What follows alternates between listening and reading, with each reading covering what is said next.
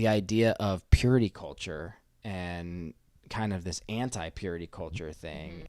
I was a guy like telling the guys like at 10 o'clock or at 10:30, like, hey, stop playing Settlers of Catan and go to bed.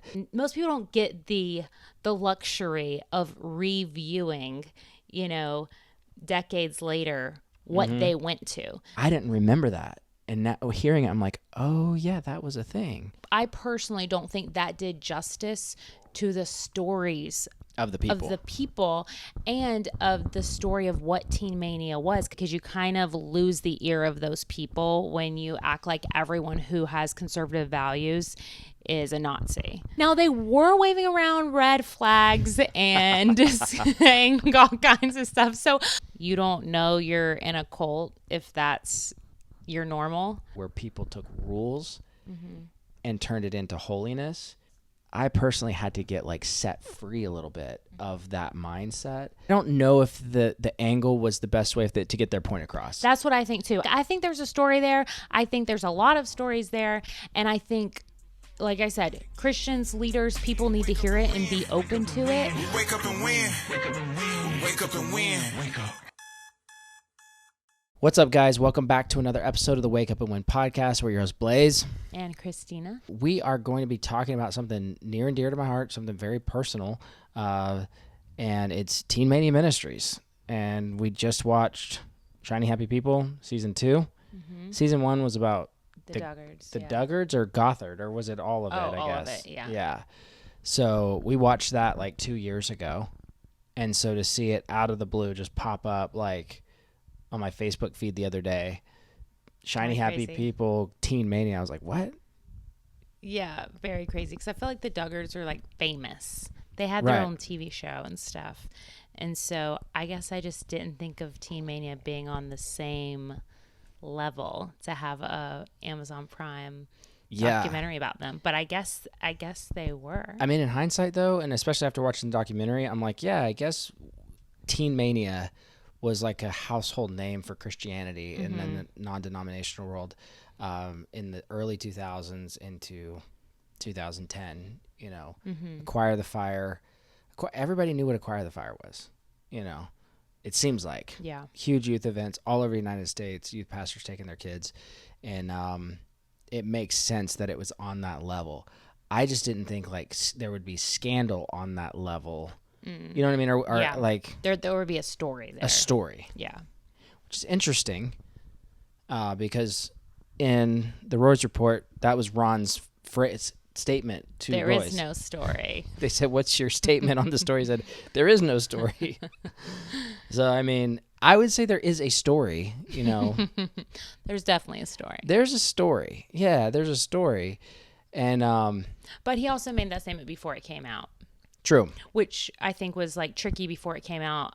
I feel like even you were asked for a statement. They asked me and for a like, statement. well, I don't even know what this is about. Like, we're like, there is a scandal. Like, did Ron Luce, like, is he like a Mike Bickle? What is the scandal here? Like, we had no idea what was about to And clearly, happen. I mean, I kind of knew that wasn't the case. Right. And thankfully, it's not the case in that way.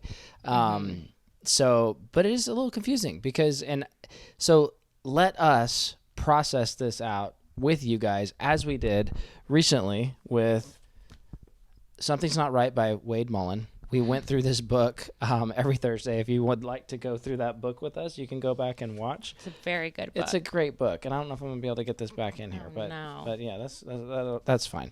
So it's understanding the tactics of spiritual abuse and learning to listen. I would say one of the biggest things I learned in that book was learning to listen to other people's stories.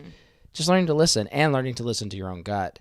But one thing has become clear to me over the last couple of years is that ministries and ministers, including myself, can have blind spots in how we lead, what we believe, what we listen to and what we don't listen to when it comes to people's stories, who we sideline and who we center, I guess, when it comes to people's stories.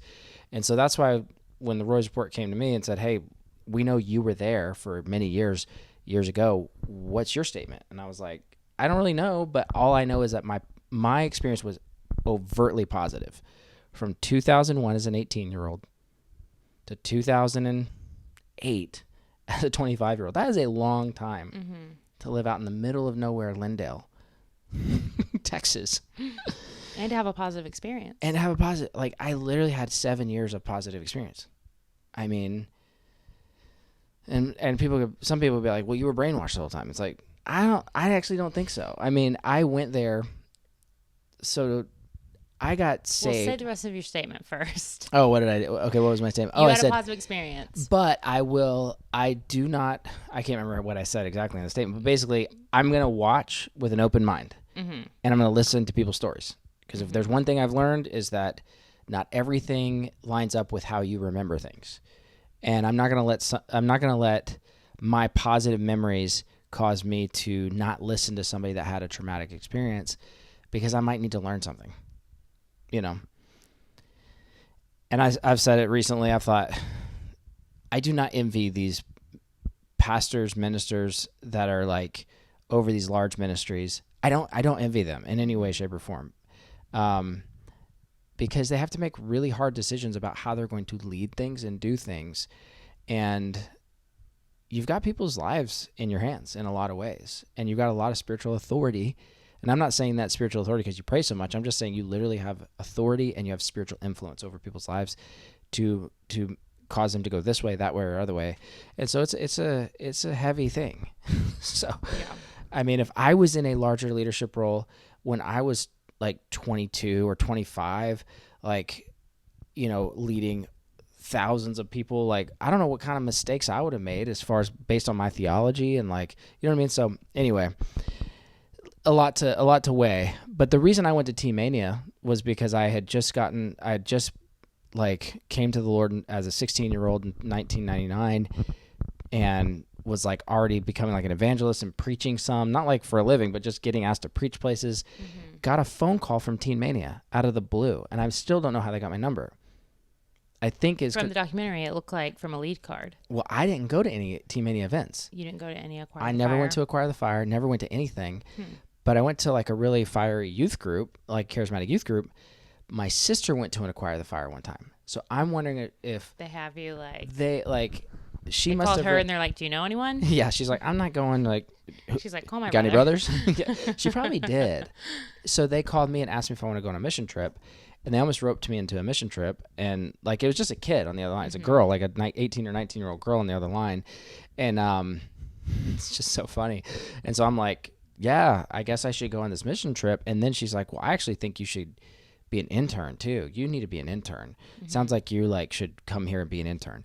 And I mean, I was serious about the Lord. I was like literally going, I want to give my life to preaching the gospel. That was like, as an 18-year-old, I was like, but the next step for me was just going to community college. That was what I was going to do. It was June of 2001. And I told this girl, okay, well, I'll pray about it. So I prayed about it, and I told my parents, and my parents were like, my dad wanted me to go to college, but he was like very sensitive to whatever God was doing in my life because he saw the big change that I had over the last couple of years. And he was like, well, we'll pray about it. If God provides this money for you, then I guess you're going. It was $6,000 to go for the full year. And so I just was like, okay. So I started fundraising, and I got $6,000 within like a month. Wow. And so my dad was like, well, I guess you're going. And then I went out there, and the rest is history. Literally moved out, and then I did 2 years of interning. My third year, I did like the preaching program under Ron Luce. So you did 2 years of interning.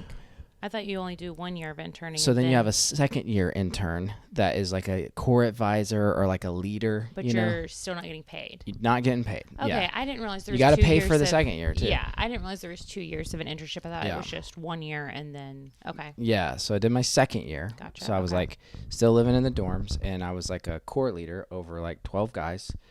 It's just hilarious because you're like 19. And you're like, I'm over this 18-year-old. And then I'm also over, I talked to another buddy of mine that was there, that was in my core when I was his core leader. And he was 3 years older than me. So it's like, gosh. So anyway, like, great reconnection, you know, because he was like, Blaze, what do you think? This thing's coming out. Like, everything I experienced there was so positive. It was great. It changed my life. He only did 1 year, or maybe he did 2 years. He's like, it was great. What do you think? And I was like, I don't know, dude. And then as we talked it out, he was like, you know, I'm going to listen because I have people in my life that had really tough experiences in churches where things happened to them in churches, and it totally drove them away from the faith. So he had personal experience with friends and family members that those types of things happen. He said, because of that, I realized that one person could be experiencing one thing and another person could be experiencing another thing. So I'm going to listen. I thought that was really wise advice, and I thought the same thing. It's like, well, that's what I've seen over the last 3 years or 2 years in our podcast. So, gosh, far be it from me to be like, well, everything's probably good because everything's good. And it's like, I only had mostly positive experiences in my first 4 years at IHOP. And then at the end, it was a little bit negative. And then 10 years later, I find out it was terrible what was really going on behind the scenes. So anyway, the next 4 years for me was on staff at Teen Mania. And I was paid staff position. And part of that payment was the housing because I was like a resident director over like part of the dorm for some of the guys or whatever. Think of it as a glorified like dorm like Okay. RA, is that what they call them? Yeah. Glorified RA. Were you ever an RA? No, I never had that much power. Ooh. You only yield that power here at our house. That's right. The RA here. I was a guy like telling the guys like at 10 o'clock or at 10:30, like, hey, stop playing Settlers of Catan and go to bed. And like, that's funny. So they had to go to bed at a certain time, or they were just being too loud? It was quiet hours. You don't have to go to bed, but it's like, be quiet. Okay, we're trying to sleep. So anyway, I was like literally rule enforcer. I mean, like you asked me, did you ever break rules? I was like, honestly, they said not to walk on the grass. I was like, okay. If I did, I'd feel bad, You told me you feel convicted if you walked on the grass. I feel convicted about walking on the grass. Yeah.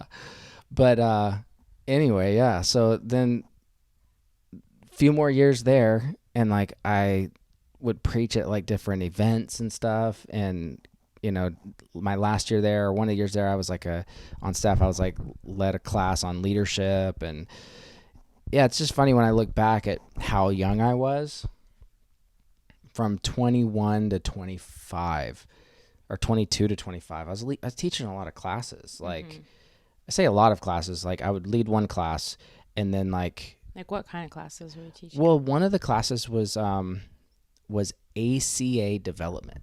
So what does that mean? Right. Assistant Core Advisor development. So it was like, so teaching people how to be core advisors? Well, so if you, yes and no, you had these room leaders. Okay. Think of it just as room leaders. Okay. You got 6 people in a room, which is crazy. You got 6 people in a room, triple bunks. I already don't like it. Yeah. Triple bunks, boom, boom, boom. And then another triple bunk. And then 2 of those rooms the leadership structure was actually really well done, the way they set things up, because there was a lot of there's a lot of stupid things that interns did and core advisors did and ACAs did, and like, just talking about human dynamics from 18 to 22-year-olds.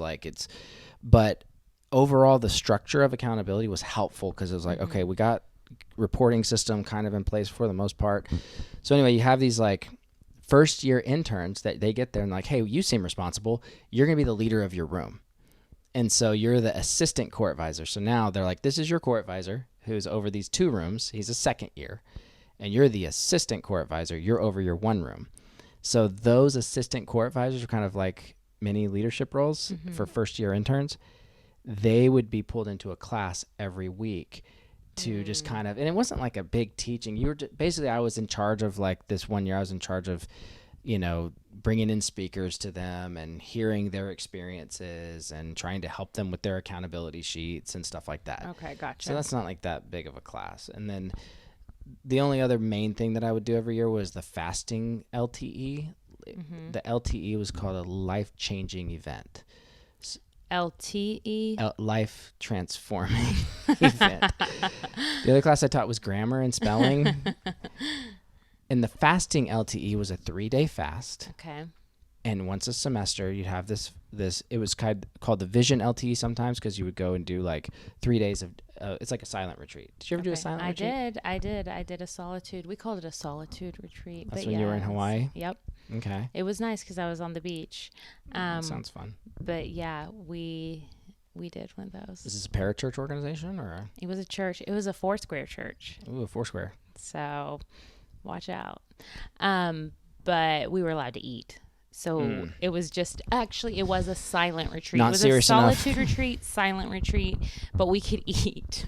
So Not committed. listen, but we didn't talk, and which is very awkward because I did have a roommate because we stayed in this place, and there was a girl who I'd never met, and we were sharing a room, and we couldn't speak to each other, and that was like part of the rules. Even at night when you go to bed, you can't Did you talk. break the rules?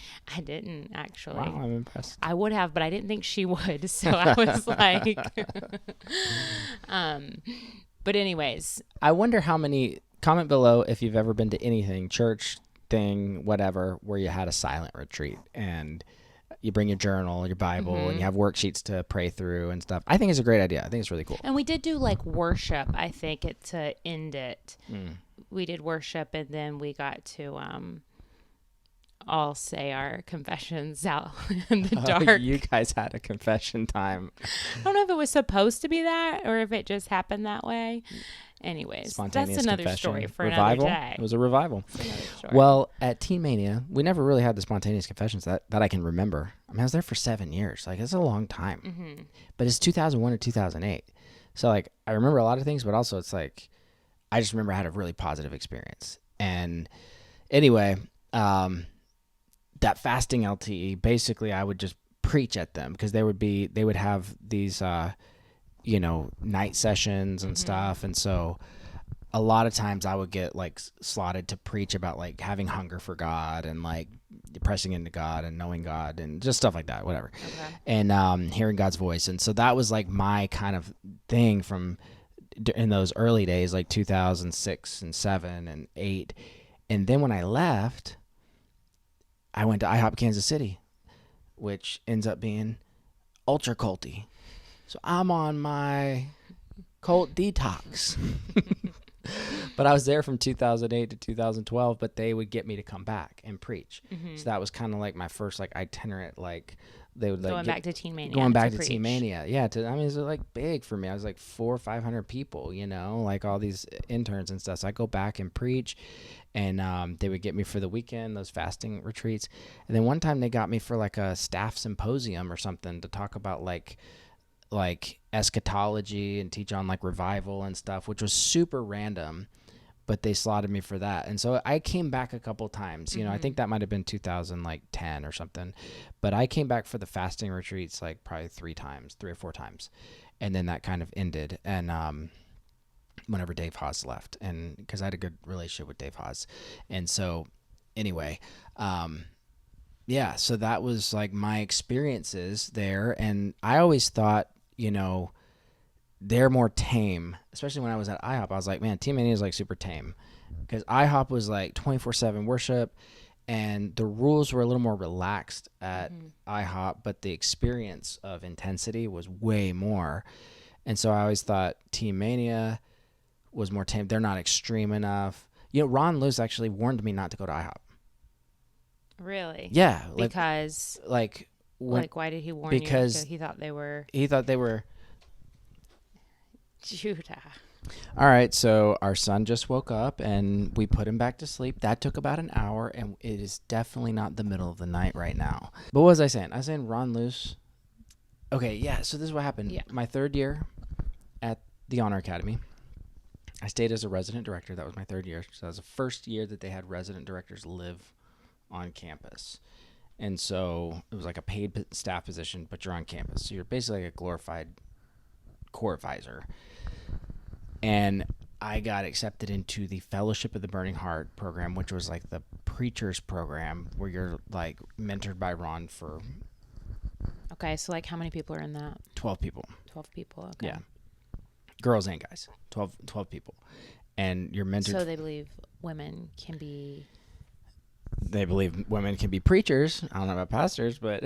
What, they're in the pastor's program? Well, the preacher's program. What's the difference? I don't know. Pastor leads a congregation. A preacher can just go and like say some stuff, All right. Go be itinerant or whatever. Well, still interesting. It is interesting for sure. So that's like a 12-month deal. And I remember, so I wasn't like close with Ron really ever. He did the mentorship program, and I think maybe we got like a meeting with them like once a month or once every couple months or something. I can't remember, to be honest. But the program itself was really helpful. I mean, I learned a lot about just speaking in general, and like read all kinds of books, and anyway, it was a good program. So then fast forward like 4.5 years later, and it was the end of my time there, and I decided I was going to leave, and I had still like staff position options open for me, but I decided I wanted to go to IHOP Kansas City. I decided that like 3 years prior I wanted to eventually move, but I wanted to finish my college degree first. So Ron catches me in a back parking lot. That's actually another cool thing that happened, right? They paid for my college? Paid for your college. Yeah. I mean, it's like, well, you don't have anything negative to say because you benefited off the system. It's like, I mean, maybe, I don't know. My first 2 years, though, I paid to be there, you know, and so it's like I eventually got on staff and da-da-da. But I mean, my first 2 years, like, incredibly positive my first 2 years, and I paid and I fundraised for everything. My parents did not pay for it. Like my parents were super supportive, but they didn't give me any money for it, and I raised support completely for it. So I don't know, whatever. But Ron catches me in a parking lot when he hears that I'm going to IHOP. I don't know if he'd remember this at all, but he says, "Hey Blaze, so I heard you're going to like Mike Bickle's thing and IHOP, and surprise, surprise, Bickle was in this documentary." Know, that was crazy. As a Teen Mania supporter. Anyway, so I kind of remember that. I think that was like 2010 or something when I was at IHOP. But anyway, he says, "Hey Blaze, I hear you're going to that." He's like, "That's really cool that you're going to go pray. I think that's good. But hey, I just want to warn you. You know, you don't want to go and be on their thing called staff. You don't want to do that." I'm like, okay. He's like, because their staff thing there is not like staff here. They're not working. They're not really. They're just kind of sitting around. Like, he didn't say it exactly like that, but in essence, he said, "Don't go there and end up being lazy. You know, you got great potential. You know." Anyway, that's funny. Well, I did just that. I went there and it ended up being staff, and you know, the rest is history. And the difference between staff there and staff at Teen Mania is if you're on staff at Teen Mania, you do get paid. It's truly a business. I mean, Teen Mania was truly a large business. You have to raise support. Yeah. And also because the majority of them, for people who maybe don't know that much about Teen Mania, you being there for 7 years was not like most normal people's experience. Most people do a year of the Honor Academy and then they leave, right? Yeah. So like the idea of like it being like people saying it's a cult, I get where people come up with that idea, but most people were there and gone. Like the majority, like 90% of interns were there and then gone, like within like after a year. Yeah. And so I think people say that, and it's just like cult-like tactics. I totally get it. Cult-like. I totally get it. Yeah. There's a lot. There's definitely there's definitely. You can come up and hit some of the main points of cult-like activity for sure. And I mean, I was there for 7 years. Like I was fully a part of everything. Like E.S.O.A.L, like we found this randomly in the storage unit the other day. Like you can't see it. It's come on, blurry. Now. Come on. There it is. E.S.O.A.L 2002 motion picture. Look at that. So this was the day before the documentary came out. We found this VHS. Yes. We can't find a VCR, so we haven't watched it. We haven't watched it yet, but we have to take it to the place that converts it to which they have that. But we don't have a DVD player either. Can you convert it to I think they'll put on a flash drive. Can you put it on a flash drive? Our Macs don't offer flash drive. I'm like, hey, Jim, can you put this on a floppy for us? Can you throw this on a floppy? I want to watch that, though. I might change my opinion about everything. Our camera. Look, there's a fly on our camera. Let's just let it hang. He's just enjoying the podcast. Oh. But yeah, I might change my opinion about everything after I see that video. Really? I don't know. I don't know what's on it. I mean, it's you. What's crazy? Because I haven't seen anything of you. Of me just like you weren't. I was watching the whole documentary, just waiting to see you, like standing on stage saying something, being like, "Ladies and gentlemen, join our cult," or even just I don't know. You went back and spoke, and then you also did E.S.O.A.L multiple times. I was waiting to see you on there, so I'm nowhere in there. I'm nowhere in there. So that will probably change my feelings a little bit, But yeah, once I see that, we might have to come back for round 2. Yeah. Well, in that video, I'm literally an intern experiencing ESOAL, which is the emotionally stretching opportunity of a lifetime. So that's what it stands for. And I mean, it was insane. It was totally insane. But what's the insane part is I did it twice voluntarily. I decided to do it again a few years later just to get pushed again. I liked it. I don't know. It's like, it's kind of, I get though that there are like horror stories, like in the sense that like people like, you know, had like a major injury or something and, you know, had to get rushed to the hospital, or like it's 3 days of facilitation through this program where you're getting hardly any sleep. You're getting dirty, you're wet, cold, all these crazy challenges. You're eating like beanie weenies the entire time. There's stories of people that had to eat cat food. Like, it's kind of insane.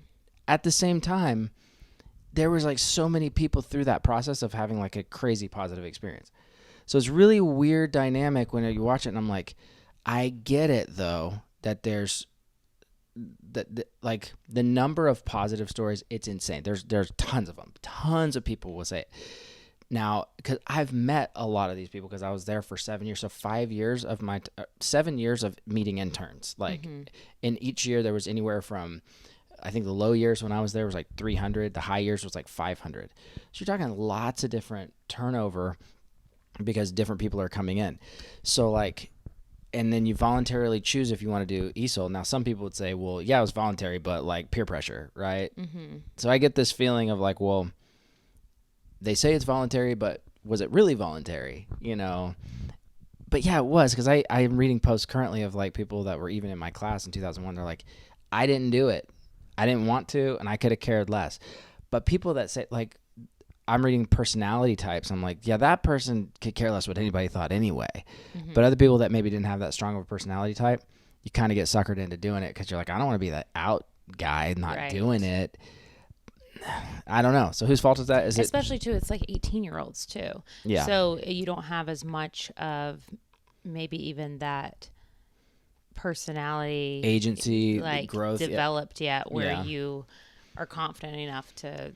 Which it's like, and that was kind of part of the idea too, is like to help people. Maybe the strongest person, maybe the most stretched person is the one who never did it. That could be. You never even showed up day one. Yeah, what's wild is that first night, people ring out the first night before you even do anything. Dave Haas would give this like talk at the beginning, like, this is gonna be the hardest thing of your life. You know, it's gonna be terrible, and you're gonna hate it. But like, if you lean into the Lord, you'll grow through the process. It's kind of this idea, right? And then he's like, if you want to ring out before this even starts, like, you ring the bell in front of everybody, kind of like a Navy SEAL, like Hell Week, basically. And so it's like, if you don't want to do it, this is your last chance to ring out before it starts. And then people go up and ring out before you even do any physical, but you're out there in these lines with like these military hats on. So it's like everything feels psycho. But I don't know. I loved the experience as an 18-year-old. But I also like, I don't know. There's also like super strong, like athletic guys that hated the experience. It like, they couldn't stand it, you know? And then there's these like little tiny girls that were like 18, like, you know, looked like they would break in half if they like fell in the mud or whatever. And they like literally finished the whole thing and crushed it. So it was like a very unique event that is very unique. Now, on that same note, it was interesting, like, psychological tactics to create the event that I'm like remembering now. And I don't know if it was, I don't know. So I went through that first year, and I finished the E.S.O.A.L event, which I saw one person's comment. And E.S.O.A.L is just that muddy thing that you saw on the Shiny Happy People, where that event where people looked like they were doing something crazy and they're all in mud or water or something. I'll say this, that they did make it seem like that was almost like this ongoing process throughout the year, that's like literally one weekend. It's like one weekend in a 365 days that you're there, and you get to choose if you do it or not. And if you don't want to do it, you don't have to do it. Peer pressure is active for sure, but most people wanted to do it. They would hear about it when they show up, like, hey, this is this event. You get to do it if you want to. And everybody's all excited for it, and people do it. But people did get injured. Mistakes were made. I don't know. I mean, like, so I did that in 2002. And then in 2003, I was like a facilitator as like a 19-year-old. I'm like, then now I'm one of the people like trying to help facilitate the event. Then in 2004, I was like, I want to do it again. I was a staff member and I was just like, beat me up again, boss. No, but I literally thought it was at such an impacting time that I remembered. I was like, I'm going to do it again. So me and some other staff went through it again. And there would be years where some people would fly back to do it. Like they had been interns years before and they'd be like, it was so good for me. I want to come back and do it. So they'd be out in the business world, like just living their life. And they're like, maybe they're married to somebody that's not an alumni. They're like, hey, I'm going back to do this thing. I'll see you in a few days, pray for me. And they like come back and do it. So anyway, long story short on that, it's weird, but yeah, I did it a second time and it was really impacting the second time too. You finished both times? I did. Yeah. I finished both times. But yeah, like I can see how scenarios and situations during E.S.O.A.L can really get like taken out of hand, and especially for young facilitators that are 18, 19, 20, 21, just like push people beyond their limits or like say really terrible things or something like, I don't know, or just like, push people beyond their limits, and you can't always control that stuff. Now on the same note, there's literally on the Recovering Alumni page saying like, hey, Dave says that this event only took those turns with rogue facilitators, but here's a picture of or a video of people walking through like cold water and somebody having like a panic attack or something. I can't really they probably look like they are because they're kind of like freaking out or they're really shivering, one of the two. But then they eventually go through the water and like, but Dave's there, Heath's there, and they're like, oh, and Blaze is there. And of course, I don't know if I'm there or not. I might be there. Like all you see is a bunch of like, you don't actually see any facilitators, but apparently they say I was there. But you couldn't see yourself in the video. I couldn't see myself if I'm there. Yourself. Yeah. And somebody tried to throw that video at me last year. Look, it says you're there. That's what I was going to say. This is how I first heard about it. Obviously, I knew you went to Teen Mania and had a positive experience and only told me good things about it. Even when we were doing the IHOP KC stuff, you were like, Teen Mania had such a better like system to where things like this didn't happen. You'd always talk about things like the essay from the pastors, basically. Like, yeah. But I'm just saying, you just always look back on that with like so much respect and so much like all the leaders there. You were like, yeah, they knew how to like treat people and how to handle themselves. Seems so. Yeah. So then, my point is, whenever we were talking about the KC stuff, somebody on X posted, oh, Blaze Foray, Teen Mania Golden Child, or Golden Boy, and said that about people having to eat cat food at Teen Mania, and you were there watching it or a part of it, something like that. And I was like, what are these people talking about? I was like, first of all, this is obviously a troll that can't stand Blaze and wants to like comment him for everything. But did you make somebody eat cat food? Yeah. Do you remember that? And that's whenever you first told me about E.S.O.A.L, and you're like, I don't think so. Yeah. As far as the cat, I don't remember ever making it, but they didn't say I made somebody eat cat food. What did they just say? They said you were standing there while these people were walking through this water, what's it called? And then as they dug into it, they were like, yeah, and at this type of event, people had to eat cat food. Okay, but they were like roll down a hill. You on, like, they were making blaming me it for sound everything. Like you were... Which I mean, heck, when it comes to E.S.O.A.L, like I'm totally complicit for doing E.S.O.A.L as an attendee twice, and for facilitating E.S.O.A.L because I thought it impacted my life in a positive way, and I was like, yeah, I want to facilitate. So my point was more so just to say this was brought up for the first time to me, and then whenever you explained E.S.O.A.L to me, it was very much like that. Like that's not what this was. This was like a voluntary thing, kind of like Fear Factor meets Survivor, challenge yourself. Thing is how you explained it to me. So I've had that perspective. Probably up until we watched this documentary. But in a lot of ways, it like when I didn't watch Fear Factor because I was at Teen Mania when that was out. Like literally my whole life from 2001 to 2012, I didn't watch TV because I was at IHOP and Teen Mania. So anyway, I'm not saying that's good or bad or other, but some ways it's probably good. But But anyway, like when I hear about like Fear Factor, I'm like, actually that makes a lot of sense about the way they like, hey, get in this thing and do this thing and get like pushed beyond your limit and like you win this money or something. And so like it's very, very reminiscent of that type of a weird event plus Survivor. And so it's like, does putting somebody in mud and saying like, you know, go on this obstacle course, like it reminds me of a mud run, except for way more terrible. And you have to ring out if you're going to quit, and you don't get sleep. Yeah, I think it's the spiritual aspect of it. That's what I was going to say. Yeah. I was going to say, does doing a event like that make you spiritually grow? Not necessarily. Can you grow in anything in life spiritually? Yes. But is adding the spiritual component of like what I'm trying to think of, what was the spiritual component of E.S.O.A.L? It was like push yourself physically and emotionally. The interesting thing about it is it doesn't say the spiritually stretching opportunity of a lifetime. It's the emotionally. It's like clear that when you get into this, it was known that there are dudes that were like strong, healthy dudes that would quit. And then there were these girls that weren't as strong, but they wouldn't. And we would all go, well, you never know who's going to pass based on their physical strength, because not everything was, even if you couldn't get through an obstacle, you could go around stuff. And like the whole thing was like push yourself to the end of your limit. Yeah, but what I'm saying is the spiritual component, and that. And I'm asking because I wasn't there and I don't know, but obviously some people have some very different experiences than you do. Wait, hold on. You weren't there? Excuse me. Don't put my address right there. I went to Global Expeditions. Listen, this is your old address. I know, but still I don't want people to know where I used to live. She went on a mission trip at Teen Mania years and years ago, and we found this literally the next day after we found this video. Yes. I was like, "Are you kidding?" She wrote this letter to herself after a 2-week mission trip when she was like 20. I went to South Africa on a short-term mission with Global Expeditions. So I have been to Teen Mania. I did not do the internship or know that much about all of that world.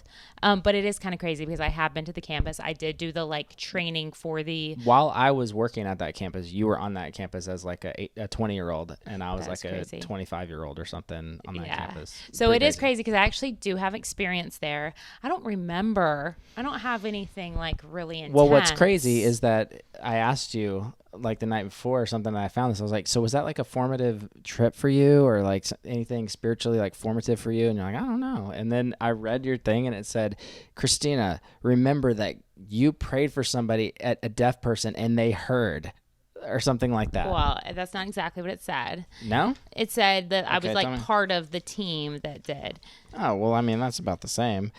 Anyway, I was like, wait, you prayed for a deaf person with your team and they like heard, and then you preached the gospel and stuff?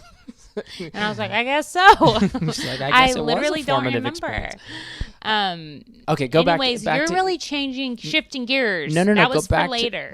Go back to the subject at hand, which is E.S.O.A.L. and the spiritual component. What I was saying about the spiritual component isn't how does this like help you grow spiritually. It was like, was there a spiritual component as far as like the pressure of you being more spiritual or being, what you're supposed to be doing as far as, if you participate in this, you know what I mean? Like, it's like, it's voluntary, but also sometimes so is fasting, and so is reading your Bible, and so is praying, and so is going to worship. I don't know if any of that's actually optional or mandatory or whatever. I'm just saying all of those things are not mandatory, but are they? Sure.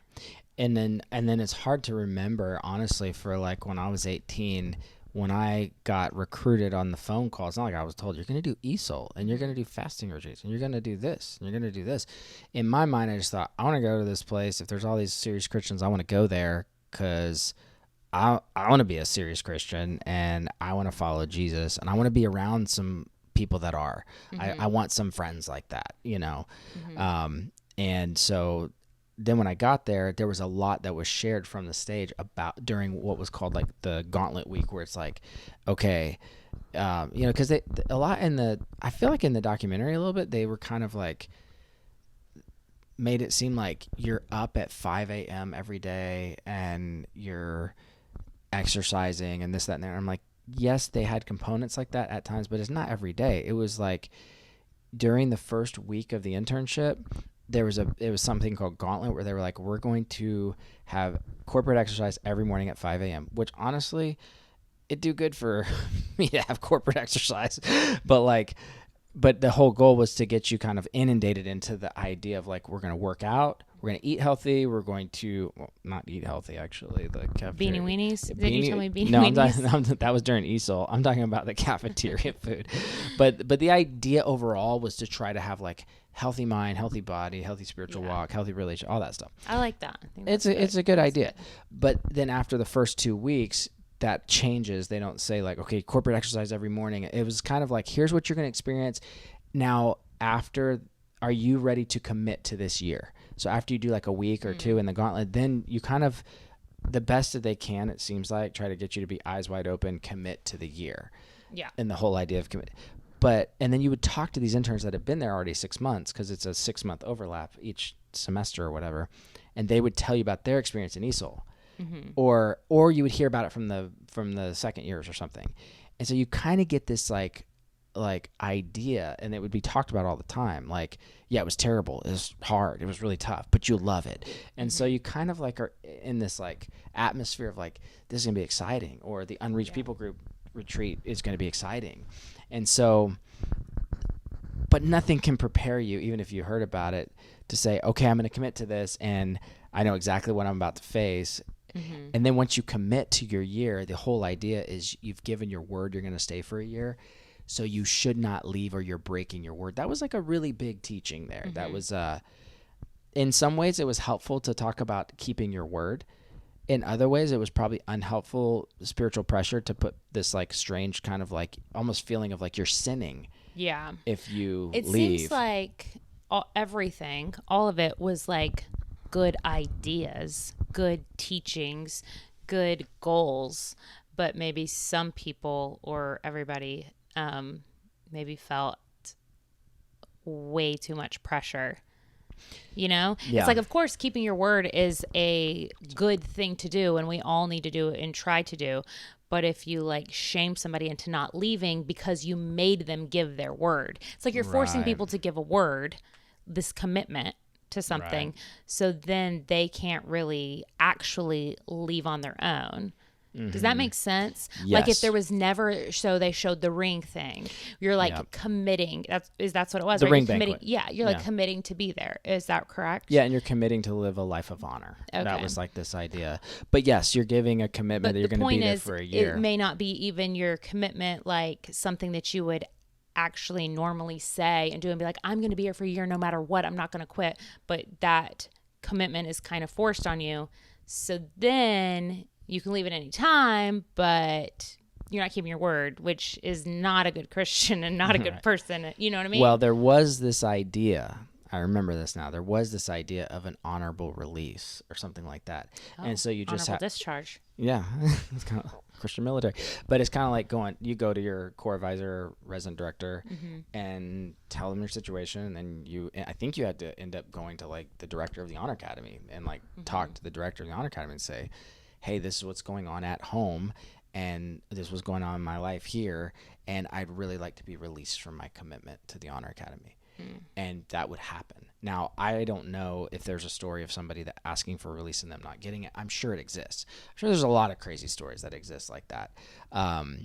But that was an option. Now, I don't know. It's like people would say, well, that's cult-like or something. And I maybe it is. I don't know. You know what I mean? Maybe it is. Is it cult-like? Is the whole thing cult-like? Because it's like,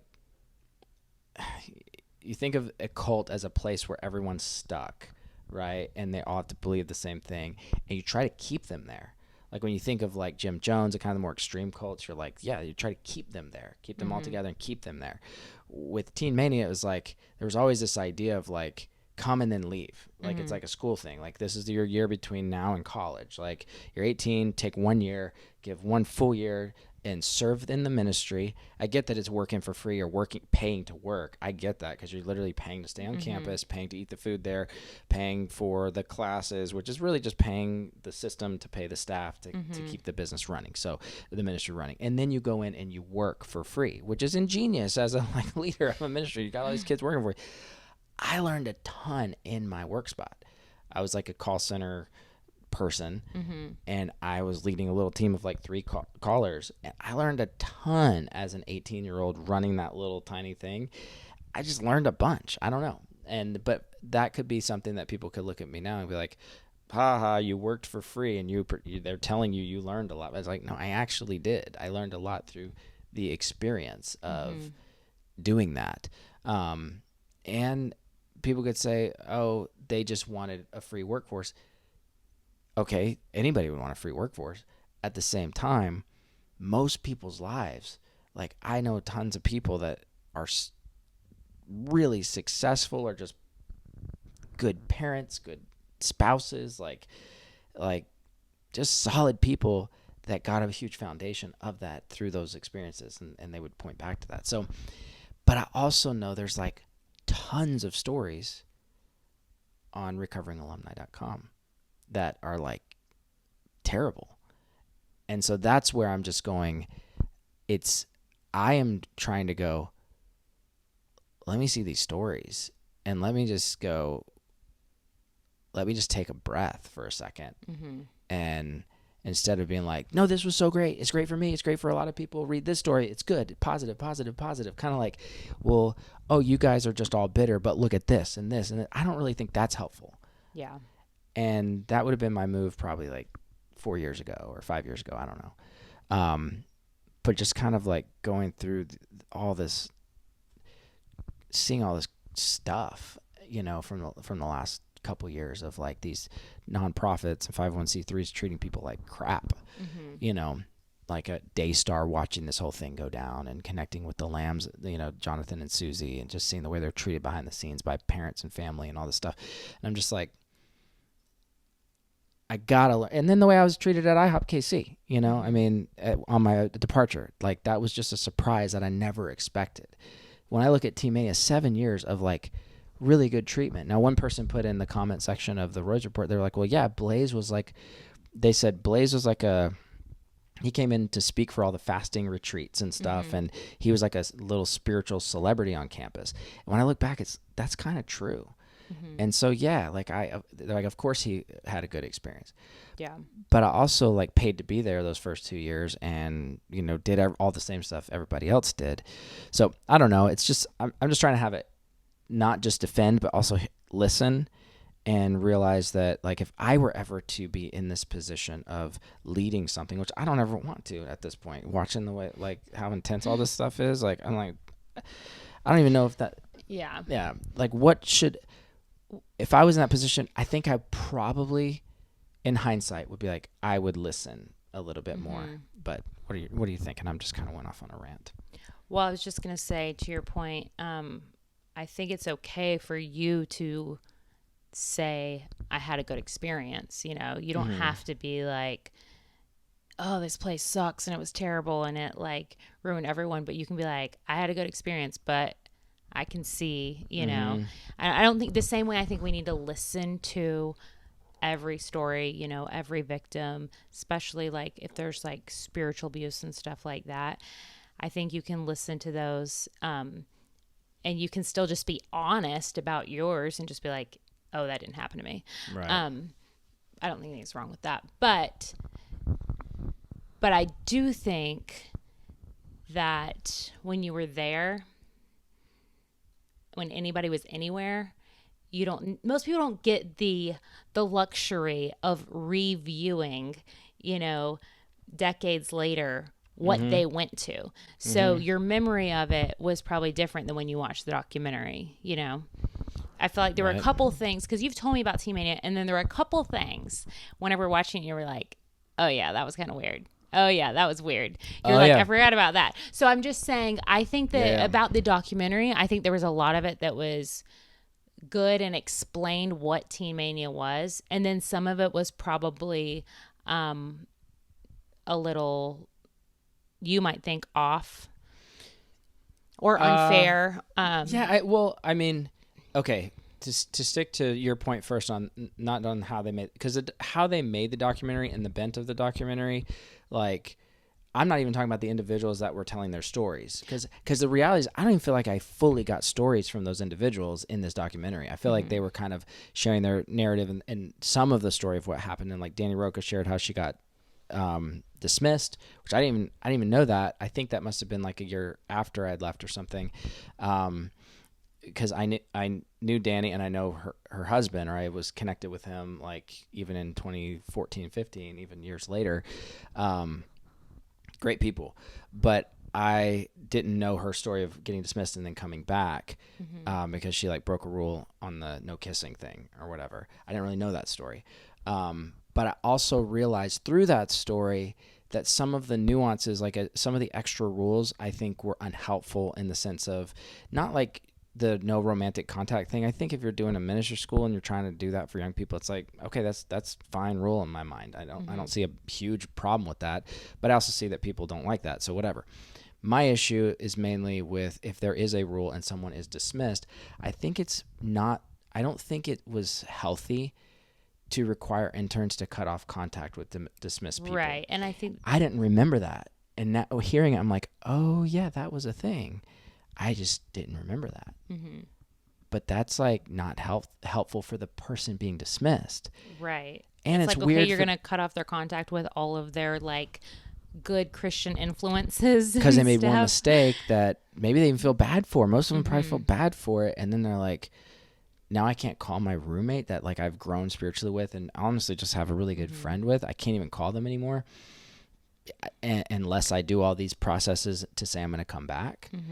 And the whole idea was you're going to come back and fulfill your word of doing a year here. That's the whole idea. But it's like, I don't know if that was just the contact thing. I don't think was healthy. Yeah. And I think that if I had been a person to put a rule like that in place, like create that rule and put it in place, clearly I enforced it. And for enforcing it, I'm sorry, because I honestly, in hindsight, I'm like, I wish I had but geez, I was 18 to 25 years old trying to figure out from other people. But I wish I had the kind of understanding to be like, hey, I'd like to make a suggestion. Yeah. How about we don't do this part? Yeah. Do you remember anybody leaving and you being asked to delete their number, or you telling other people in your groups that you were in charge of, like, hey, delete this guy's number, or nobody talked to this person, or you don't remember that? Yeah. I don't remember that. Like, I don't. Like, yeah. I mean, I enforced whatever rules I had to enforce at the time because that was just my job as literally the dorm director. So like I would meet with guys, every single guy that was in the dorm in our wing of the dorm. It's like 50 guys. They had to meet with me once a month. I'd have these meetings, and it was like a discipleship meeting. Honestly, a lot of them were really awkward because they don't like I'm like the rule enforcer, but also like I've always been the same, kind of like a nice person, like, and I like to pray for people. That was always who I was, and so I meet with people and like help them with their accountability. If they have something they're struggling with, I try to like pray for them and just help them. But then if somebody gets in trouble and gets dismissed, then yeah, eventually I'd have to be a part of that dismissal process and sending them up to like the director to get pieced out, What do you mean? Like somebody tells you something bad that they did and then you're like, okay, I'm sending you up to the... Yeah, I'd have to like report it. I'd have to like, okay. Gotcha. Okay, yeah, that makes sense. Yeah, so... Which, I mean, I don't even think that's like in itself bad or wrong. It's like, okay, this is a set of rules you agree to doing. If you don't, then there's consequences. That's fine. And I don't even think that was the point. And I think the point was that after that, she was completely isolated, right, from her friends and her community and everything. That's the part that sucks. Like that would be hard, and that would yeah. Like, and I don't think that even biblically. So this is like having a conversation with Bob Gladstone from Fire School Ministry, and he came through town, preached at a church locally here, and having a conversation with him was really interesting because he talks a lot about the solution to a lot of the problems is not parachurch. He went off when I was recording the podcast with him, just the private interview. He was like, it's not a parachurch. It's not a podcast. I'm happy to be on this podcast, but it's not the solution. And I'm like, amen. It's the local church embodied, Jesus Christ embodying the local church and submitting to one another in a local church context. And I think that the more I think about like even starting a parachurch or something, not that I'm thinking about starting one, but I'm like, I don't think that that's a good idea. I don't know that that is the way. I'm not saying it's evil, bad, whatever. Do it if you're going to do it, but it should probably be submitted to a local body. And because even when you look at Paul's letters, he did say at one time, remove the immoral person from among you. That seems extreme, but that's the unrepentant immoral person. He says like a believer who is lying, who is in greed, who is in sexual immorality, and he names all these things. Like he names these things about unrepentant people that say, yeah, I'm a believer and I'm under the blood and I like to do these things, or I do this stuff, leave me alone. It's like, no, you actually have to like kick that person out. And that's what 1 Corinthians 5 is about. And then in 2 Corinthians, we see the follow-up letter. He goes, thanks for, you guys did what I asked you to do. And now the guy's repentant. And look, he's back. It worked. So that's the process. So when I look at like the thing that happened at the Honor Academy, the dismissal, etc., I can understand dismissing somebody or kicking somebody out of any program, even a secular program, if they don't want to follow the rules. And they're like, screw you, I'm going to do what I want. And you're like, okay, go home, leave. Like, but I don't understand the control. And I don't think it's healthy to have control to where you say, you guys have to delete this person's comment, or not delete this person's. So used to doing that. Delete the comment. No. But you guys have to delete this person's number and you can't talk to them. I don't know that that's like the way. Especially if you have somebody that's repentant and like, hey, I just had a mess up, or I, dropped the ball. Like you don't cut them off. I think that is unhealthy. And I think that probably, and I haven't talked to them, but probably Teen Mania leaders like at higher levels would probably go, yeah, that was unhelpful. I mean, it seemed that way. I think a lot of people in hindsight, like a decade later, 2 decades later, go, we were trying this in this way to try to be helpful in this way. And that was probably not the way. But, it takes humility to have these conversations, and even to hear from people that you disagree with theologically or lifestyle wise, or like, it doesn't matter if somebody's an atheist or like whatever bent they are in their life. If they have a critique that we could hear and it could be helpful, I think it needs to be heard, So yeah. What else do you think? Well, I think we should talk about the documentary a little bit, right? Yeah. Or were we going to like respond to the documentary? Yeah. Is that not what we're doing? This was the intro. There was a documentary? This is how you are a part of Teen Mania, or how you were a part of Teen Mania. Well, yeah. Okay. So, or not, or we're done. No. I was no, I thought we were. I guess I thought we were. But scratch that then. Have a good night. Sometimes I think we're doing something on the podcast, and then she says, let's do this. And I'm like, isn't that what we've been doing? And apparently it's not. All right, well, take us there. What's the well, I mean, first I guess thing I that just you're think, thinking? like, because of your experience, there was a lot to take in, and a lot of different emotions, different ideas, different outside feelings of just of watching it and seeing it. And so I think there was a lot of things that the documentary got right, and there was a couple things maybe that seemed not as helpful.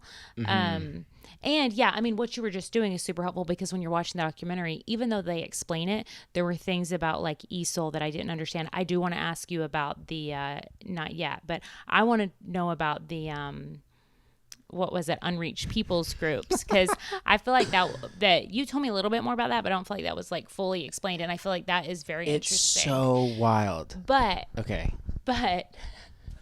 hold on. I actually wrote some things I was going to ask you. Okay. I just wrote notes. Let's see. Oh, yes. Why was Charlie Kirk and Pat Robertson and Jack, I can't say his name, Posobiec? How do you say his name? I was a little confused. Why were Did they go to Teen Mania? No, but this is one thing that I'll say is okay.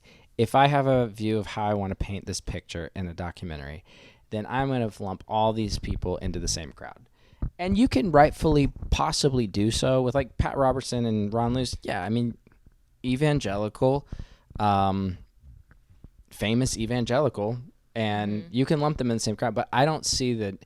It was odd For that me, it was confusing. I'll say that. I get they were trying to show just like conservative Christians as a whole, it seemed like.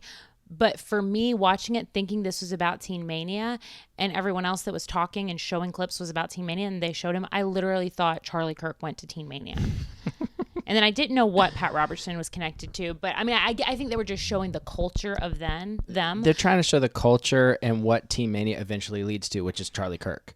Like the same mindset leads to Charlie Kirk. And it's like, I honestly, in my 7 years, and I was very much in a bubble of the Honor Academy. I didn't spend much time with Acquire the Fire or Battle Cry, and all this stuff.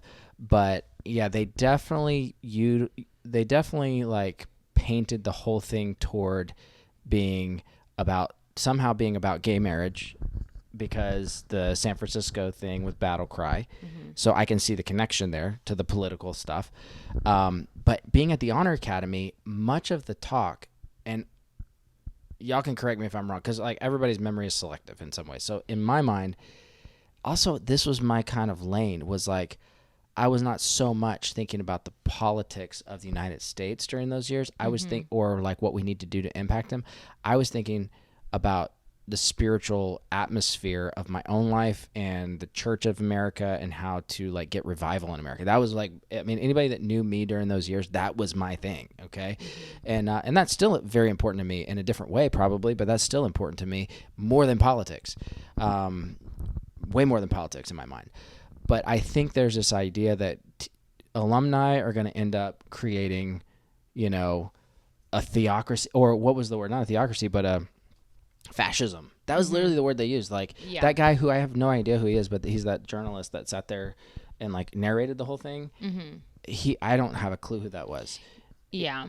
But he basically was like, I saw fascism in front of my face. I'm like, wait, how does Teen Mania equal fascism?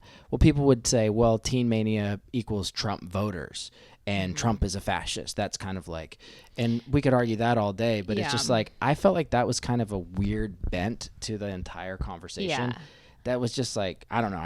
I wasn't vibing. Well, I did feel like the same way, in that I wanted to hear these stories. I wanted to hear like more details and deeper stories from the people, and it did feel like right from the get-go, and it continued throughout, that there was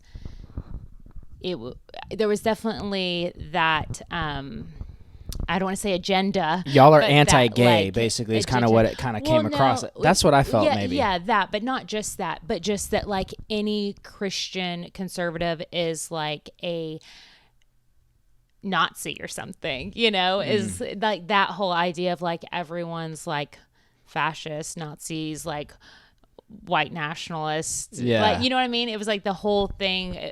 It kind of gave that vibe. That's actually a good point, because if you're not, so basically, if you're not like a progressive Christian, then you're a conservative Christian, and all the conservative Christians are lumped into like this Teen Mania world, and this kind of moral majority movement and Pat Robertson, and therefore they lead to fascism. Yeah, which I personally don't think that did justice to the stories of the people and of the story of what Teen Mania was, because I was interested. I was like open to whatever they were going to say and do. I wanted to hear the stories, and I felt like that part was actually lacking.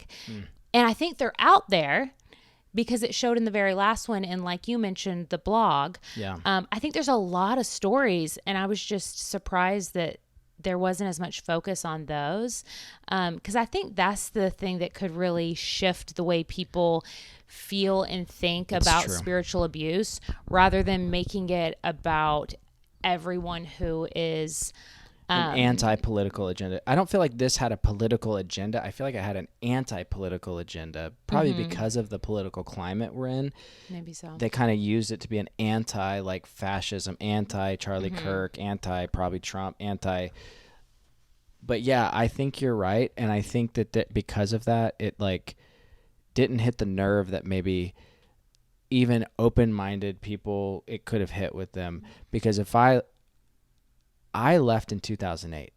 I didn't know anything about recoveringalumni.com until like I may have heard about it like 2 years later, but I was so ingrained in IHOP KC culture. It was like the furthest thing from my mind of like reading all those stories or even know what was going on. It's like, I don't even know if it was ever sent to me. I just heard about it. And of course you only hear the bad thing about the people putting it together. Like, oh, this is just burned to people or whatever. So I never like actually read it. And so clicking on it today, and just being like, yeah, these are real people. These are real experiences they had on this campus, and they're not good. And these people are hurt by these things. And so, like, yeah. So if there was more a focus on that, I think it could really shift the views of Christians, of leaders, of even people like the leaders that you're talking about. I think that maybe, Ron Luce and all the leaders who are watching it, if it didn't paint everyone as a fascist to start with, I think they might be more open to listening to it, because you kind of lose the ear of those people when you act like everyone who has conservative values is a Nazi. You know what I mean? Yeah. Now, they were waving around red flags and saying all kinds of stuff. So I get why you went there. I was like, actually. I think what was that, 2000? Battle Cry was like 2005, maybe 4 or 5, 6, 7, 8. I can't remember. But like, I saw that. I saw the flags thing because I saw it, like, I was not a part of that section of Teen Mania, but I saw it all, and not for once did I think, oh, a red flag calling out war, But I don't even think Ron was. I literally think Ron was like, yeah, red. We're gonna like get it's warning. It's time to rise up. Something I gotta ask you. Okay, is because right when this documentary starts, and this is a big thing right now in the Christian world and the Christian progressive world, and even like a documentary like this, they're like, okay, we're coming off the end of the 90s. This is the way it starts. Coming off the end of the 90s, and culture's in your face, and it starts showing MTV, and it starts showing like half-dressed people dancing in front of the thing at like spring break outings and stuff, or whatever it was, like the whole like MTV culture is like showing that on the documentary. And they're basically saying like this was a reaction to the culture, and saying like, hey, so almost like, which gets into like this idea of, is that bad to have a reaction to the culture? Like, now that we're parents and we're like, growing older and having kids, and it's like, because it's not like culture's gotten better, right? Like, all you got to do is you hand your kid one of these, and they can literally get pursued by an adult. Like in not the way that we. Oh, sorry, you just deleted everything from my note. Are you kidding? No, I made a new one. Oh. That's okay. Sorry. But anyway, you can literally hand that, and that's now culture in your pocket. And I'm like, so I don't actually see a problem in so many ways now with, like, trying to push back against like, I'm trying to censor for the sake of our YouTube channel, like the PORN-ification of culture, and the easy access to it, or the soft core that's just everywhere. And so if the 90s, if this was a pushback to that, it's like, what is now, and what is the response that really should be needed? Is it the type of like war cry type of thing? I think that was Ron's reaction, and I think for some people it worked. But it also came across as, well, he just wants to, take over government. Yeah. But I don't think that's what he was trying to do. I didn't get that message, honestly. And even whenever we finished watching the first one, I like looked at you and I was like, that wasn't bad. Like, that wasn't bad. I literally don't even think Ron Luce would be. From the first episode, pretty good I was ministry. like, I think he's probably fine with all of that. It's like showing, these clips from MTV and how they're, counterculture, whatever, all the stuff. And I'm like, I wouldn't want my kids watching that either. I wouldn't want my kids seeing that. I would like for there to be a more positive, encouraging option. K-Love. So, but so like this idea that we have to fight culture. I mean, I wouldn't say the words fight culture. Maybe that wouldn't be the language I would use. Yeah. But I agree. I don't want my kids watching that. Yeah. You know? So it wasn't hard for me to watch it also because, I mean, I grew up, you know, an evangelical Christian too. So everything I saw, at least in the first episode, was very tame, I thought. Was pretty normal. Was like the altar calls where they're standing up, I want the cross. Like I was at a couple of those events, at least one of those events, like as a volunteer or something. It was so impacting. It was like, and not because, like, not for the reasons you would think. Like there was no smoke machines. There was no, like, during those parts, it was like all the lights were off or something. And then it was like kids would just stand up and, like, you know, and I get that you can be emotionally charged at an event and get an experience, and then you go home and you think you got to create that experience. And that happens all the time at any of these types of things. But there were genuine conversions where kids, like, literally went from light to dark. Like one girl was talking and she was saying, you know, I was just up there bawling about because I wasn't good enough. And I'm like, well, if that's the message that was preached, I don't know that that's how Ron preached in my memory. I think he preached the gospel. But I will say, you know, anyway, I think that if there was a standard that was created even at the Honor Academy where people took rules and turned it into holiness, like, or like whether or not you know the Lord or are a good Christian, I think that's where a lot of the convoluted ideas come from. And I personally, sorry, this is like, we got to get back to the, okay, but I personally had to get, like, set free a little bit of that mindset of rule keeping because I was, like, such a good rule keeper. And in, like, 2005, I mean, it's weird to say, but, like, I got teachings from IHOP that actually were about, like, a little bit more mercy and grace. And I remember that helped me, actually hearing just that idea of, like, God likes me even if I, like, am like not perfect or whatever. And it, like, helped set my heart free. And it was like, even just like one step out of like this intense rule keeping to like, hey, the gospel, you know. And I definitely did not preach the gospel very well, like in hindsight. But I do think that the gospel is actually the solution to a lot of this stuff. And I think that the American church doesn't really quite preach the gospel too much, but anyway, different topic. But yeah, back to the documentary. I think that part one was pretty tame and pretty like, wow, it sounds like it was an interesting ministry that had a lot of impact. But yeah, then it went into part two, which is more about the Honor Academy. And yeah, in which I feel like too, whenever I said that after the first part, I was like, okay, this seems normal. And then they did have a great opening quote that was like, you don't know you're in a cult if that's your normal. Right. You know, so right. I actually put that in my head and I tried to like view it through that perspective, because even though I didn't go to Teen Mania, or I feel like I grew up in the same ish idea, youth group, you know? idea. Yeah. So that's why when I watched it, none of it was like that crazy to me. I was like, this is pretty basic and stuff. Oh, so you're a cult member too. So then I was like, oh, maybe I'm in a cult. Yeah. But so then whenever I watched it, being like, okay, what if I was not even like a Christian? Mm-hmm. I'm just watching this documentary. And I told you, like, laying in bed that night, I was like, okay, so real talk. If I was not a Christian, if I had never heard of Teen Mania, if I had never met you, if I was just like, all of this erased, this is my first day on earth, I would think that Teen Mania, the Honor Academy. On Earth? Maybe not first day on Earth. Sorry, go ahead. This is my first day on Earth. I'd be like, hello, Earthlings. What is this place over here in East Texas? No, keep going. You would be like. But I would think that I would get the same vibe that watching a Scientology documentary gives me about the Sea Org, where you are... The interns. Yeah, the interns, where you are paying to be somewhere, which I don't even remember if in the Sea Org if they're paying to be there. But either way, it just gave me that feeling. You're having to pay for courses nonstop. Because I was listening to the Tom ones Cruise? about the kitchen. Sorry. No, on the documentary, because you were a caller. Mm-hmm. A caller. Shot caller.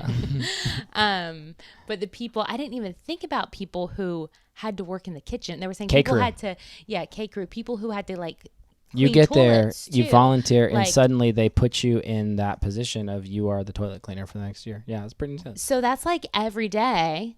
Every day. For an entire year, you're there to grow closer to God. First, you're going through this E.S.O.A.L training where you're drugged through the mud and voluntarily, you can decide. Voluntarily drugged through the mud. Or you can then ring out. You have to, if you worked in the kitchen, I can see why you would be like, yo, I did not sign up to make food. Like, but I will tell you, I mean, there was definitely like, it's kind of crazy because I'm like, yeah, I worked in the call center and it was good, but I also didn't like it. I'm sure you didn't like it. I'm not saying that would be fun. Trust me, that sounds terrible. If I was working in the K crew, I would really not like it. I'd be like, dude, I don't want to make food. I don't want to do. Or if you were like doing maintenance or something, you would quit. You would just quit. Yeah. Because you'd be like, I'm not paying you. I don't know. To do I would probably not dishes. quit. But yeah. And so Dave would actually always talk about this. He'd be like, God is going to use whatever your ministry placement is to grow you and to, and of course you could say that and just as like God's going to use it to grow you. But the truth is, if you really are a believer and you really believe the theology of the Bible, which is God uses all things together for the good of those who love him, called to his according to his purpose, and you're like going there for spiritual growth, then of course your situation and all the stuff is gonna help you grow in different ways. But you can also be set up to fail too, so I'm not gonna put that out too, but yeah, I'm just saying I can see why that is a little bit questionable. Yeah. To have people like, I can see why that would not be a good experience. Totally. I can see why some people may not love their time there. Totally. I get it, Totally. Yeah, for sure. For sure. I think the documentary, I don't know if the angle was the best way to get their point across. That's what I think too. Yeah. I think that's what I'm saying. I'm like, I think there's a story there. I think there's a lot of stories there. And I think, like I said, Christians, leaders, people need to hear it and be open to it. But I don't think that was the angle. And maybe that wasn't their point. Maybe they're not trying to get Christians to be open. Maybe they're just trying to make them look crazy. Or I was going to say, I mean, at the end of the day, it's all about like making money. Yeah. I mean, it is. Well, yeah, no, frankly, like I mean, Amazon Prime, that is like what it is. It is a business for sure. Yeah, no, that's true. I'm not saying things wrong with that. I'm not even knocking it. I'm just saying there's maybe they're not trying to get a lot of hits on it. Reach. Yeah. So anyways, because there was, the other thing that I thought was interesting was, like you said, the gay marriage, talking about homosexuality and all that. And it's like, okay, I get that's a conversation to be had, but to make it seem like that is not, that's like Orthodox Christianity. Yeah, that is not like some fringe cult belief. Right. It's like, I get that's not like trendy and a trendy opinion, but it is a basic, it's not Christian, like mainstream. That's like mainstream Christian. Yeah.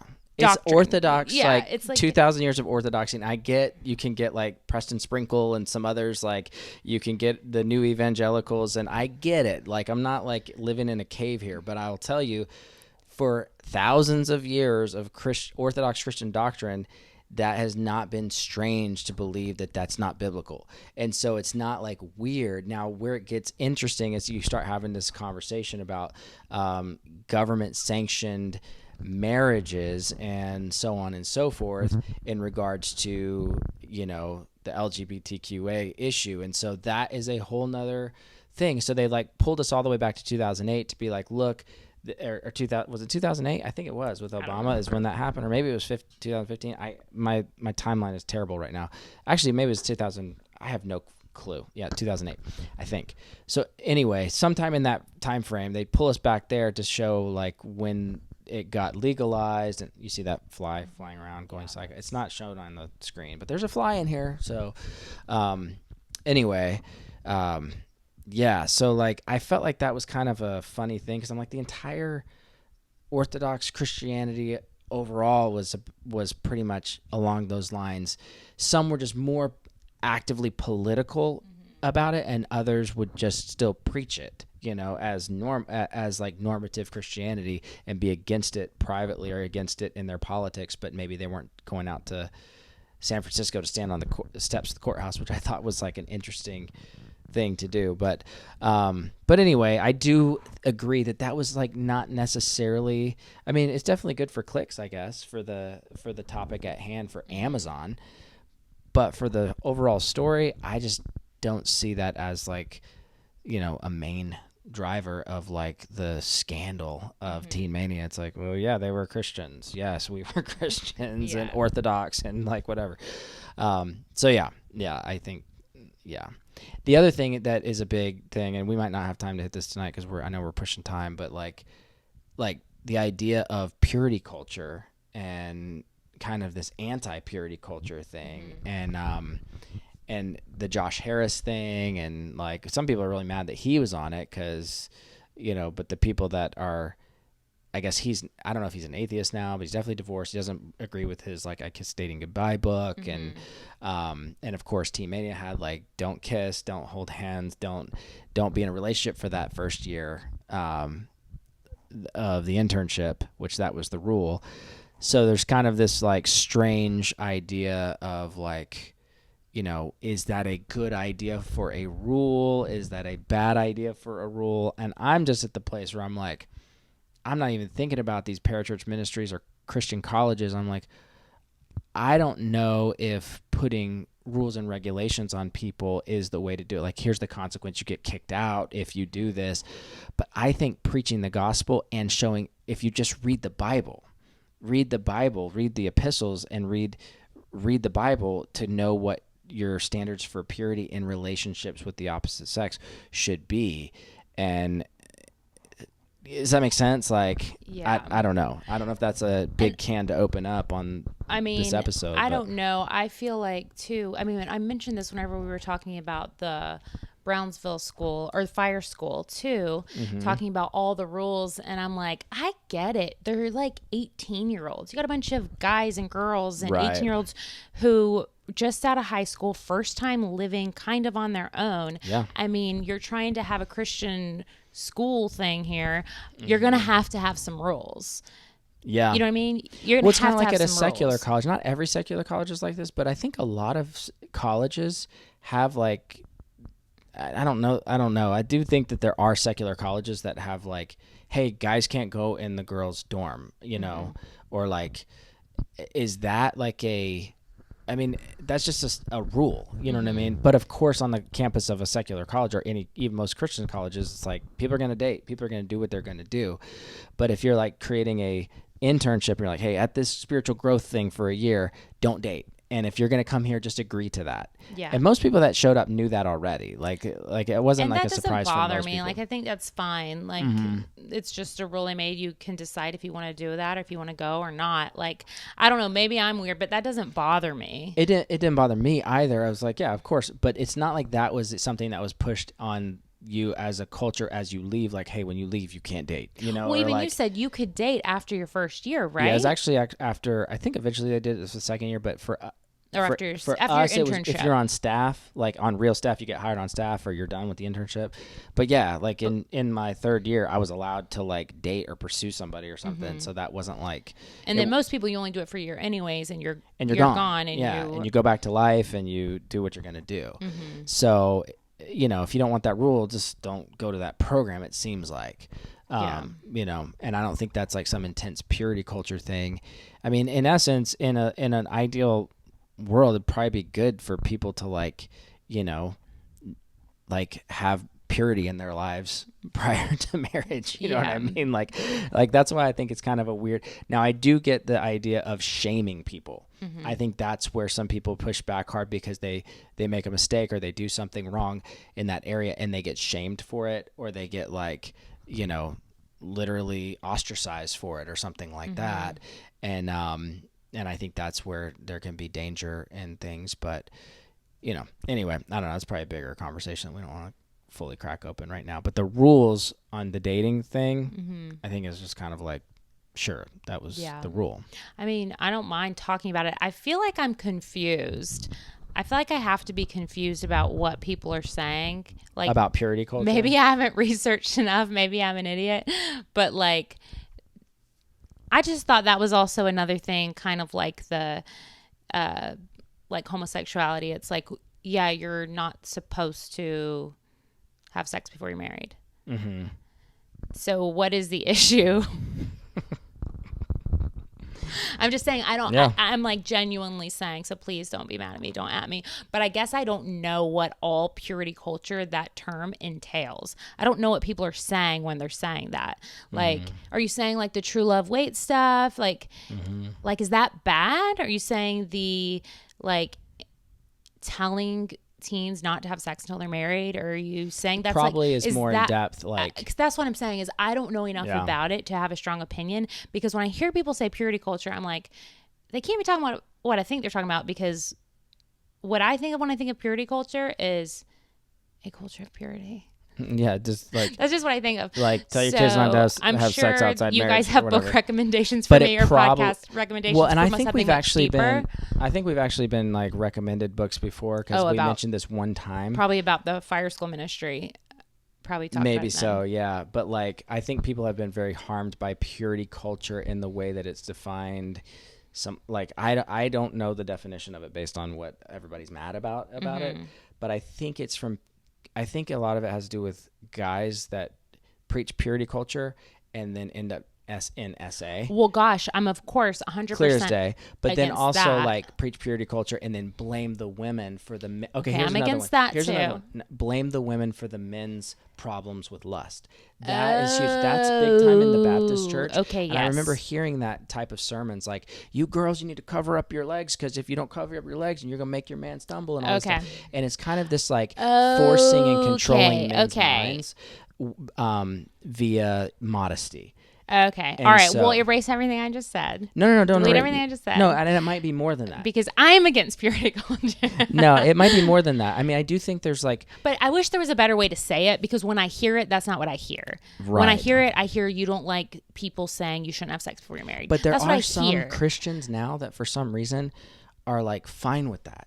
They're fine with like exploring sexuality outside of marriage, as though it's like that's against the traditional purity culture, which the purity culture is everything that we've seen negative about, evangelicalism, which includes anything, regardless of their positive impact. You just go, well, yeah, like kids are going to be kids, or people are going to do stuff. Don't shame people for trying things and this, that, and the other. And it's like, really though, the stats are on the side of purity. The stats are on the side of purity when it comes to marriage and when it comes to prior to marriage, all that stuff. The stats for healthy sexuality, healthy marriage are on the side of like, waiting till marriage. And so I think that for some reason though, it all blends together.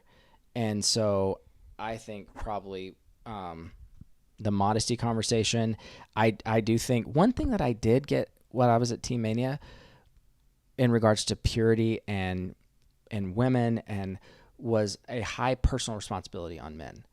That was the impression I got. Now, I didn't listen to the girls group meetings, but like I was in the men's group meetings, and for my time there, like Heath Stoner, he had a thing called the Trailer Club, which I really liked. That men's group was just cool. I mean, it was basically like become a really good son. And so he'd have us like write our mom's notes, like love notes for Valentine's, like not love, but like kind notes for Valentine's Day.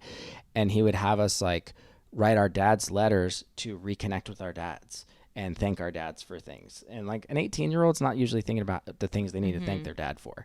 I imagine that now when our sons are 8, I'd love that, So he would teach us to be good sons. Then we could become good husbands. And the only way to become a good husband is to first become a good son. Learn how to treat your mother right. Learn how to treat, if you don't have a mom, treat the older women in your life as mothers with just respect. And so all these biblical concepts, and then sisters, which are the women in your life that are your age, with total purity. Just treat them with absolute purity. Respect them. Be kind to them. Open doors for them. Like all super like good things, And then he would always to not lust after women. Like it's clear that dudes can fall into lust easily. That is like the Achilles heel of men. But he was just pointing us back to the scripture, like control your mind, treat women with purity and kindness and with respect, and and even when you date them, treat them with purity. And so those are things that I gained.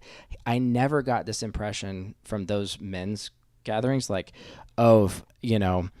like shame women if they're like wearing certain types of clothes. It's like, it's your fault if you're looking, dude. It's your fault if you're looking her up and down and like this type of stuff, you know? So then you can go on the other side of the coin and be like, oh, well, the men were shamed for looking. The men felt bad for just like liking a girl. It's like, no, that's like that. I never got that impression either. So at least there. Now in purity culture as a whole, maybe that happens. Maybe dudes get totally shamed for like being attracted sexually to a woman or something. And it's like, you have to learn how to, you know, control your mind, control your actions, and like pursue women in a healthy way, you know? And so I don't know. That's a lot to say there, but that's what I gained through the process. Yeah. And you told me years ago, you're like, how did you learn this stuff? Yeah. When we were No, I did. I remember, because I was like, oh, I've never met anybody like you. How do you know what to say and do, and how are you so kind? Have you been married before? Like, what's happening? And somebody's you were like, gonna come out and be like, I was formerly married to him. No. And you did tell me, you were like, no, I learned this at Teen Mania. Yeah. I learned this at the trailer club. You said that. Yeah, there was a lot of things like that. And I mean, a lot. Yeah. A lot of times you would tell me about stuff you did there. And that is pretty crazy. I just want to say, I do not like blaming women. Good. And I definitely don't think that, I don't like that preaching about what women wear and they deserved it or they were asking for it, or even whenever the pastor gets caught and it's like the woman threw herself at him. That is not. It's absurd. That is, none of that is anything that I agree with. So I just didn't know what purity culture meant. So let me learn. Yeah. Let me learn with y'all. But, well, yeah, if you guys have suggestions on like podcasts or something to listen to, what I seem to find in that kind of world, and even is that it seems like it kind of swings the total opposite way of almost like, well, women's liberation, not in the sense of voting or something like that or working, but it's like, which I think there was a clip on there. I'm down with y'all voting. There I'm was down with y'all working. A clip on there actually Joel Webben or something. About saying Joel Webben, about women like, voting. Yeah. So yeah. Anyway, I don't really vibe with those guys, the Theo Bros. Don't? I don't think so. I haven't really listened to them much, but I think it tends to lean toward liberation and sexuality, which I think is just not in the Bible. It's just not biblical. If you want to be a Christian, if you want to be like a progressive Christian, you can like reinterpret everything and go that route. But if you want to be like orthodox and in line with like 99% of like church history, just like basic stuff, it's like, you know, controlling the sexuality and living in purity is pretty standard. So, anyway, what else? Okay. So one of the things that when we were watching it that you did say, oh yeah, that was weird, was whenever they did the ring thing, and then they said you had to basically like vow to never say anything negative about Teen Mania. Right. In your past or present. Past. You can't say anything in your past. Present or future, anything negative about Teen Mania. I thought that one was a little bit of a major red flag. Even in the future, even if you're standing before the Lord and He asks you for your opinion on it, you cannot say anything negative. No, I'm just kidding. No, actually, at the time, that's what's crazy is in hindsight. I totally forgot about that. So in hindsight, at the time, I was like, okay. I mean, I'm just this 18-year-old. I'm like, okay, cool. That sounds good. And I'm 18 now. That I'm 25. Walk. These are years that I'm seeing the same ceremony and all this stuff, and never once. I didn't think anything of it because I just thought, well, yeah, let's not talk bad about like these. And the people. whole thing about is like being honoring and honorable. And honor everyone. So I guess it would make sense that you would never say anything negative. And it's the same actual idea that we hear through all these church scandals is like. Don't speak evil. Don't speak evil of a brother. Don't talk bad about your experience. Don't gossip. It's the same idea that it's basically having them sign an NDA. That's exactly what it is. But with a ring and a vow.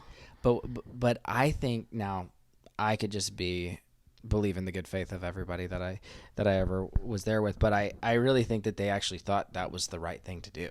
For some reason, like not that like, oh, we're going to make this experience really bad. And in the future, you're not going to be able to talk bad about it. You know, 'cause it's not like anybody's actually signed NDAs except for staff members may have. I don't know. I never did. But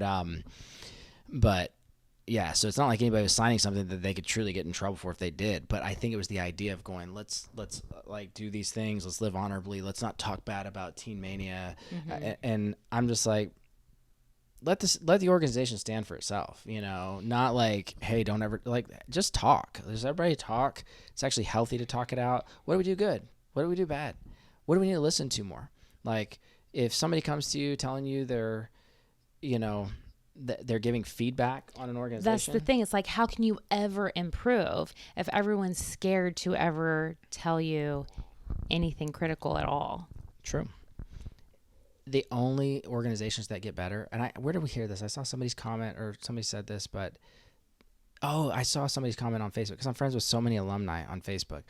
And so I've just seen tons of comments on both sides of the coin, but mostly positive, frankly. But one of the comments said, I went to Teen Mania, and it was 20 years ago, and it was a positive experience enough to where I stayed in the nonprofit world for the last 20 years. But there's also a lot of negative experiences that happen, and the problem at Teen Mania is that people wouldn't listen to the negative. And what I've learned, and this is what this person said, what I learned in the nonprofit world is that the nonprofits that stick and stay and succeed are those that are willing to listen to their volunteers. And I went, bingo.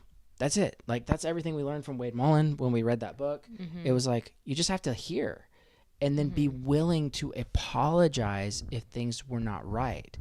Even if you don't fully agree completely, but you realize the responsibility that you had with something, you just go, oh, I hear that. And I'm very sorry for my part in causing that. Yeah. That goes like thousands of miles if you just do that. But I think there's a lot of fear in large organizations. This is not just an implication on Teen Mania. This is like the majority. We saw it with IHOP KC whenever they did something really wrong. It's like they couldn't just like give an actual apology. Yeah. And I don't think this is what you were saying, but just to be clear that you weren't saying this, I don't think you should apologize for things that you don't think that you did were wrong. No, not at all. Like things you don't agree with, like, and just apologize to apologize. No. But I do think I do think it's not too late to apologize. I do think that apology would go a long way. And even, like you said, you don't agree with every single thing that was in the documentary. There's got to be something that you saw in there, that you heard in there, that you were like, I wish I would have done that different. And that's all. And that's all you got to, Well, that's the same thing we're running to with Michael Brown, with his involvement with the Haiti orphanage situation. Like, mostly what people would hope for is to go, instead of just deny everything, just look at the situation. And if you, at the very least, just go, when I look at the timeline of all that, I realize that I could have handled this better. Unless you're just like guilty as all HELL, HE double hockey stick over here, getting a little explicit on this one, on this progressive evangelical podcast here. But unless you're just guilty as all get out, then of course you're not going to like admit to anything ever. But like, if you have an ounce of humility and just go like, yeah, man, I am sorry. It's not like, I don't know. It's not like it. Some things are very disqualifying. You know what I mean? Some things are very disqualifying from ministry, from leadership, and some things are a process of learning. And I don't know what to the level like these things are for like, what people are like when you develop a program like the Honor Academy, and it brings, when you get testimonials nonstop of positive, of like, this program that you created changed my life for the better, like hundreds, thousands of those testimonials. And then you see testimonials that come through and you're like, this program you created this opportunity to ruin my life. You're like, go ahead. You can say the same thing about IHOP KC. I didn't say it. I was asking the question. I said, did you hear what I'm saying? I'm asking the question. I'm like, you could ask the same question about IHOP KC. Well, that's what I'm saying. Okay, so if a minister was involved in IHOP KC, last year, and they helped create. I'm saying, yeah. Like, that's what I was asking. Like, so there's some things that are disqualifying, and there's some things that are like, oh my gosh, I am so sorry. You know what I mean? Like essay or like, yeah, like of course. you get out, get out of Yeah. town. You covered up for essay. Like you probably need to step away. But like, okay, you created a program and it caused so much positive impact on so many people. And then that same program, others would say that caused so much negative impact for me. So which one is it? You know what I mean? And I get we can say the same thing with like the prayer room or something maybe, but I'm just talking about like the internship or E.S.O.A.L or, you know what I mean? It's kind of hard though for this one because it doesn't exist anymore. True. So, but the ministers do. You know what I mean? And there's many of these people that have been a part of these things that don't touch ministry anymore. And there's many that still do. And so like, and I mean, Ron's trying to build something right now, so like, but my point is like, I think this is just my perspective. I think that things need to be learned from and just changed. Not changed as like, you can change the honor academy, but like, oh, I'm going to grow from this. And like, if I know that like the way I led my core at Teen Mania or the theology I preached or something, or advice I gave to somebody, like hurt somebody, I'm be like, dang, I'm sorry. I didn't realize that. I'm sorry. Now if it's a disagreement, they're like, well, I don't like this theology about this and it caused this for me. And I'm like, well, I still agree with this theology and I think that you need to align back with it. That's a disagreement. But like, did I cause you harm by like saying this or doing this to you? It's like, and can I learn and change from it? Yeah. Like I was trying to look for, I remember in 2014, I wrote this long post after leaving IHOP KC. And this is 2014. I wrote this long post of basically apologizing to anybody that followed me. Most people that followed me were from Teen Mania. I was like, I am sorry if there's anything I preached and exported to Teen Mania and to like people over the last like 8 years that was too intense. Like I was big time on eschatology, and I was just like, I'm sorry. And of course, like not everybody sees that, but some people are like, no, dude, that changed my life. That was helpful. I was like, well, it feels like it hurt people, Yeah. So that's all I'm saying is like, how do we look and learn and be willing to change? It doesn't fix everybody's past problems, but it does help our future like endeavors for leaders and ministers, but it also can bring some healing, to some people, I think. I think if you care about people, if you really care about people, I don't know. I feel like that's not that hard to do. Right. I feel like you can look at it and be like, I had good intentions. I, gave this ministry my all. I was doing what I thought was right before the Lord. I was, all of the things that are true about you. But you can also say, but I see where I missed it here. And I see how that hurt you. And I'm sorry. Yeah. Just because you're sorry, just because you're admitting something went wrong, doesn't mean your intentions were terrible from the start or that everything you've ever done was, lacked integrity. Or I think I'm talking in general, not this specific situation, because there were some weird financial things there at the end of the documentary that were like pretty weird. Yeah. But I'm saying overall, and even that stuff you can apologize for. You can look and be like, yeah, I was like hanging on to something that was gone. Yeah. I didn't want to believe that this was the end for Teen Mania and we were out of money, and I wasn't honest. And I'm sorry. Yeah. Like stuff like that would go a long way. It would. Yeah, it definitely would.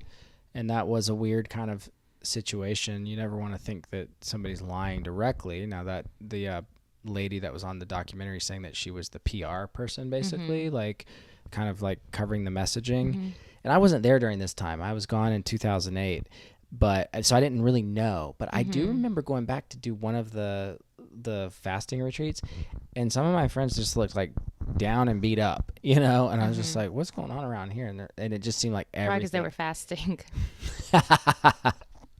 Touche. No, but I think I remember them being like, pray for Teen Mania, like things are like, and that was when I think even Dave Haas was like about to leave, and like it was a huge, like it must have been when everything was downsizing. They were about to like sell everything, or give it back to the bank. I mean, that return it to the bank. That was like a strange, that I didn't understand that. And so to give the benefit of the doubt, be like, well, I didn't understand it. But to just be from an outsider looking in, it would be like, you don't give it back to the bank. That's called foreclosure. And there's a problem here. And why? But I understand the positive spin that needs to be given on everything, because you're trying to envision young people to stay at it and keep pushing. We're called to Dallas. We're called to give this back to the bank. You know, we just love the bank. We just want to give this back to the bank. I don't know. You know what I mean? But that's just like, I think probably, and I don't know, that's why it's like helpful to give a statement. Well, that's what I was going to say. Either he can apologize, or it can be like, actually, that's not true. This is what happened. Yeah, to clarify. You know, clarify. It's helpful to clarify. And actually it would go a long way. So and you know, anybody that's referenced in the documentary in stories, it would actually be helpful, you know, because it's so public, to clarify. I think it would be good. Give a statement, clarify it. Nothing wrong with that. Like, I would love to hear from some of the leaders that are mentioned in this. Just clarify some of these things.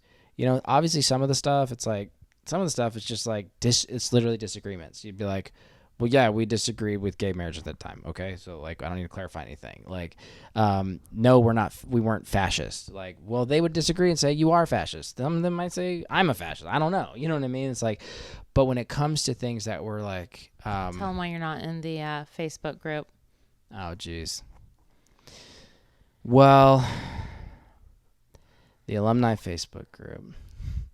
I don't really have to, but I do think it's interesting that. Well, actually, in like 2018 to 2020, I was just uber political. Like, I drove around in Uber and shared my politics with everybody. Sorry, it's just a dad joke.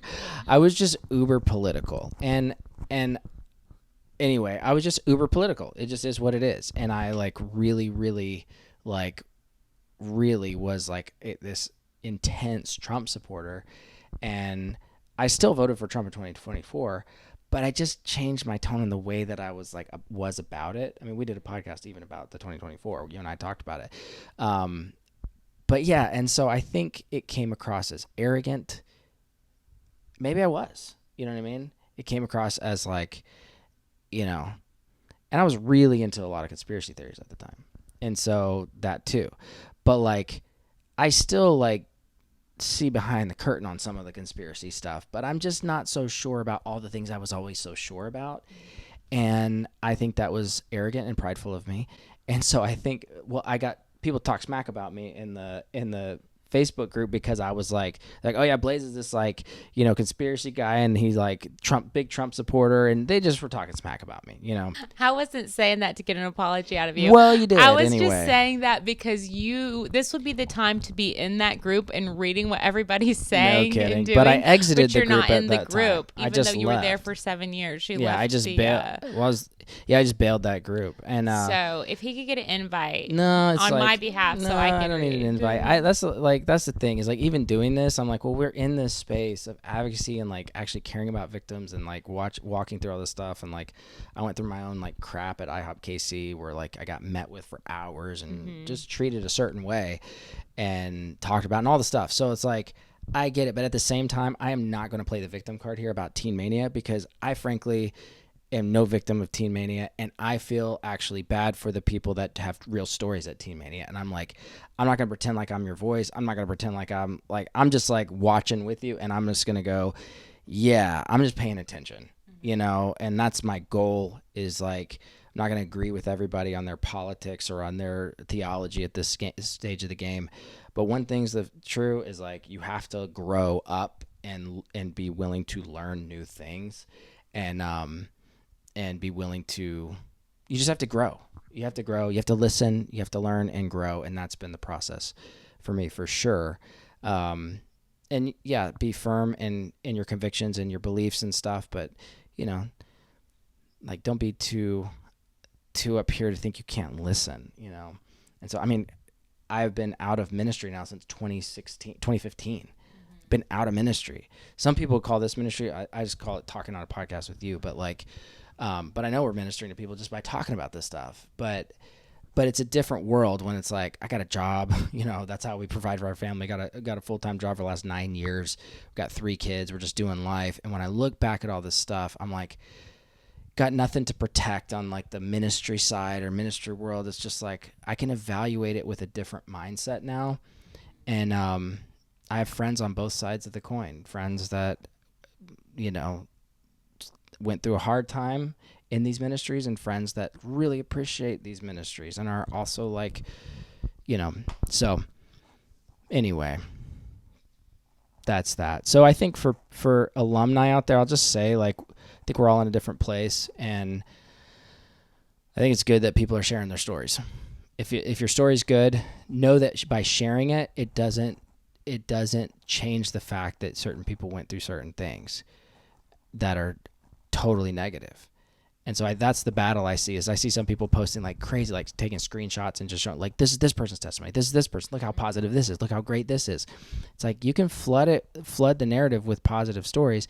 It still doesn't take away the fact that, you rejoice with those who rejoice and you mourn with those who mourn. So is there people that need to be mourned with? Maybe so. Some people say, well, they had a bad intention. Like Micah had a bad intention or something. And so they have a hard time listening. But it's hard to judge people's intentions. You just got to listen and pay attention, I feel like too about sharing your positive stories. Like I said, for you, it's like, well, this is your story. You had a good experience. But if you're sharing your good experience to discount somebody else's, to act like that makes theirs not true, then that's not cool. Yeah. But I think it's okay for you to be like, oh, this person had this experience. Well, I had this experience, and it was different. Like, that's okay. But you know what I mean? You can tell somebody's motives in their post too. And if it's to make it sound like somebody else's real story wasn't true, I don't know. That's just not. Yeah. That makes sense. It does. It does. Well, that's our current response, to the 3-part episode, 3-part documentary. And I think an interesting response, because usually I feel like whenever we do podcast, we are like, have a very strong opinion one way, and we're like, this is this. And with this one, I feel like there was a lot. Yeah. There was a lot of different emotions and opinions. A lot of different feelings on ideas. I personally, as far as documentary style, they did a good job on making a documentary for sure. She does a great job on making documentaries. As far as the way that it was, like the messaging, I don't think it was actually super effective.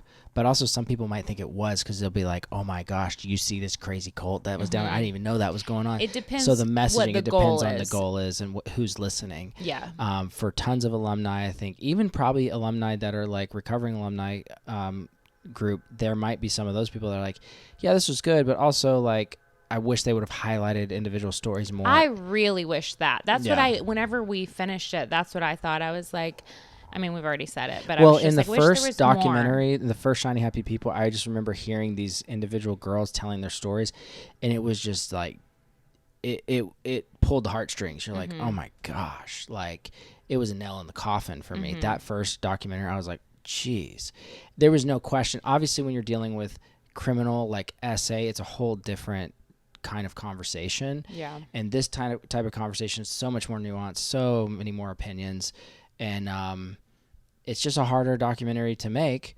But it was clear that they were bending a certain way. I do wish, and I just know this isn't how things roll. I get it. I do wish that probably people would wish the same thing for our podcast. Why don't you bring people on that like IHOP, or something, instead of just bringing people on that are victims of IHOP, Actually, you're right. Like, yeah. I'm sure I look at like a documentary like this and I go, well, it would be nice if they had gotten somebody that had a positive experience, but it's like, and especially too about the community. I feel like that was something that they highlighted a lot, was like the friendships they made. It's the most incredible friendships. I've got 20-year-long friendships, 25-year-long friendships, whatever it is now. It's crazy. Like, guys in my core, still friends with guys in my core, guys that I was like on staff with, guys that I was like core advisors with. It's pretty crazy. I can just pick up where we left off, even if you don't talk in a couple of years. And I guess that can happen anywhere, but it happened for a lot of people because there was definitely a value of relationships, even though not everything was done perfectly, clearly. There was a value for relationships. And I really do believe that Dave, and I really do believe that Dave had that high value. I really do. And I think that Ron did too. I mean, I didn't know Ron as well. And I knew Dave at the Honor Academy. I worked with Dave because I was on staff for the Honor Academy. But I wasn't working directly with Dave. I was working directly with Heath. And Heath had a high value for like helping men, and develop relationships with their dads, their moms, and like good brothers relationships. So I feel like that was something that was pushed. And when I was at IHOP KC, in contrast, it wasn't pushed. Friendships and relationships weren't. It was all about like your internal life and walk with God and prayer life and corporate prayer. But it's like, how about corporate hangout? You kind of had to do that on your own, but the value was so there at Teen Mania, and it was represented to us in fun event. Like, it wasn't just these crazy events. Like, we had a celebration LTE, celebration life transforming event, like literally where you would celebrate at the end. And it was like a 2-day, just like fun events. It was like super fun. So there was like really cool things that were, they tried to do. And I think they did well, a lot of things. The Unreached People Group LTE was kind of crazy. I was going to say, I was like, we've got to wrap this up. But I did have a few more questions just to like, bring some context to what was happening, because that one was a little wild. Well, I don't know how much time is left on our. It's also we like can do it another time. It's also like we gotta go to bed soon. Yeah, let's go to bed. But I will say, Unreached People Group LTE basically was taking this idea of splitting the Honor Academy up into 2 parts, and you take 250 people over here, 250 people over here. These 250 split up into groups of 20 each, and they each create a language and a culture, and now they go camp in the back 40 acres, and they are an Unreached People Group. You pair them with this group of missionaries. They have to study the group before they get there, and then they show up as like missionaries. So literally they did that with the whole internship for 2 days, and you go out and you're like trying to preach the gospel to an Unreached People Group. Now, my experience, there was nothing scandalous. There was nothing crazy. There was nothing it was really positive. It was a lot of fun. But then you hear other people, it's like you got these 18, 19-year-olds that are like pretending like they're tribals, and they're like tying people up and like gagging people. You're like, what? That happened over there? Like crazy stuff happened. And I get that. So it's like, was that the fault of the Honor Academy for making that event? Or is that because like one kid was a little crazy,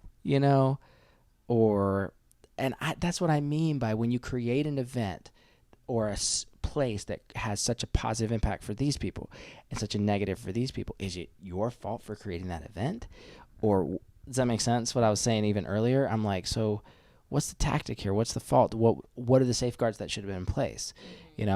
Should they have said like, do not tie people up? Did they say that? I don't remember. But it was a fun event. That's what's so weird. It was like super fun. Like literally we're like interacting with this tribal people that are our friends, but they're like tribal. You're so in the moment. That was part of the problem, is that whether it's ESOAL or the Unreached People Group, like it's like they call it LARPing, live action role play. You're literally, it's like when you drive past the park and these guys are fighting with fake swords. You're like, are you guys even like realize that you're like in downtown right now, and you're like wearing things from the 1800s, pretend like you're fighting? Like this is like, that's what it was like, but for 2 days. And that's why some people did some stupid stuff, because they're literally getting so in the role that they are a government agent, with a paintball gun, like down for more push-ups, down, go in here, more, it's like they're yelling at people. And so you hear these stories of like girls getting traumatized or something because they were yelled at, and you're like, I could see that. Yeah. You know what I mean? So maybe you just never do anything like that ever. Or maybe you give better safeguards that people are going to break them anyway because they get so into it, This is my rub on the whole thing. This is like the hard part for a lot, And I hope even like people that are recovering alumni can see this, like that if you really wrestle with it, it's like, well, no, clearly you should have just never done an event like this. Like, well, how do you know until you do it? Well, you should have not been so stupid to just do that kind of event. It's like, I don't know, you know? Yeah. So. Yeah. What do you think? I just think we need to shut it down. And I want to talk, but I wanted to talk about that, but I didn't want to do a speed round. I wanted to like actually have conversations. So I want to talk about it later because I want to talk about that and the cross carrying thing. Ooh, the cross. But we should end. Shut down. All right, guys. That's our response, but we'll come back probably with another one on this and let us know your thoughts. As always, this episode is brought to you by Wake Up and Win Life Insurance. That's our full-time gig. We do this literally in the middle of the night when our kids are asleep. But if you're looking for term life, whole life, universal life, or annuities, I'm a broker. I work with 25 different life insurance carriers. I can help you if you're looking for a consultation. Just click the link below. Happy to talk to you and help you out. All right. God bless you guys. Till next time. Peace. Wake up and win. Wake up and win. Wake up and win. Wake up and win. Wake up.